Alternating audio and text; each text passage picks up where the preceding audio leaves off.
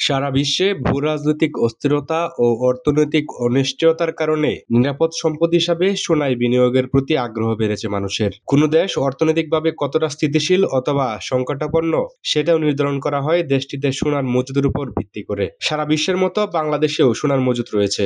দামি এই ধাতব সম্পদের মজুতে বাংলাদেশ কততম অবস্থানে আছে সেটা নিয়েও রয়েছে বিস্তর কৌতূহল। ওয়ার্ল্ড গোল্ড কাউন্সিলের তথ্যমতে ৮,১৩৩.৪৬ টন সোনার মজুত রেখে সারা বিশ্বে সর্বাধিক সোনা মজুতের অধিকারী হয়ে আছে যুক্তরাষ্ট্র। তারপরে দ্বিতীয় অবস্থানে রয়েছে ইউরোপের দেশ জার্মানি, সেখানে মজুত রয়েছে ৩,৩৫১.৫৩ টন সোনা।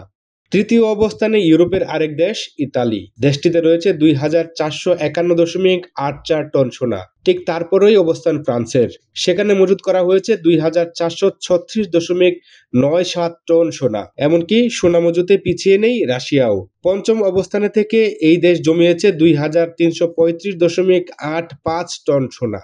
তথ্য প্রযুক্তিতে এগিয়ে থাকা দেশ চীন সোনা মজুতে ষষ্ঠ অবস্থানে রয়েছে, তাদের রয়েছে ২,২৬৪.৩২ টন সোনা। এরপরে নাম আসে জাপানের, ৮৪৫.৯৭ টন সোনার মজুত রেখে সপ্তম অবস্থানে আছে দেশটি। জাপানের পর দক্ষিণ এশিয়ার দেশ ভারতের নাম আসে, মোট ৮৪০.৭৬ টন সোনা মজুত রেখে বিশ্বে অষ্টম স্থানে রয়েছে দেশটি।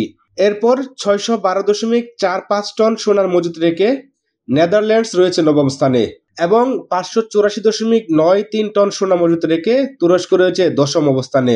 ওয়ার্ল্ড গোল্ড কাউন্সিলের সোনার মজুতে শীর্ষ ৩০টি দেশের তালিকায় Q2 2024 আরও রয়েছে পর্তুগাল, পোল্যান্ড, উজবেকিস্তান, যুক্তরাজ্য, Kazakhstan, Spain, Austria, Thailand, Singapore, Belgium, Brazil, মিশর, সুইডেন, দক্ষিণ আফ্রিকা, গ্রিস, মেক্সিকো, কাতার, রোমানিয়া, হাঙ্গেরি ও অস্ট্রেলিয়ার নাম।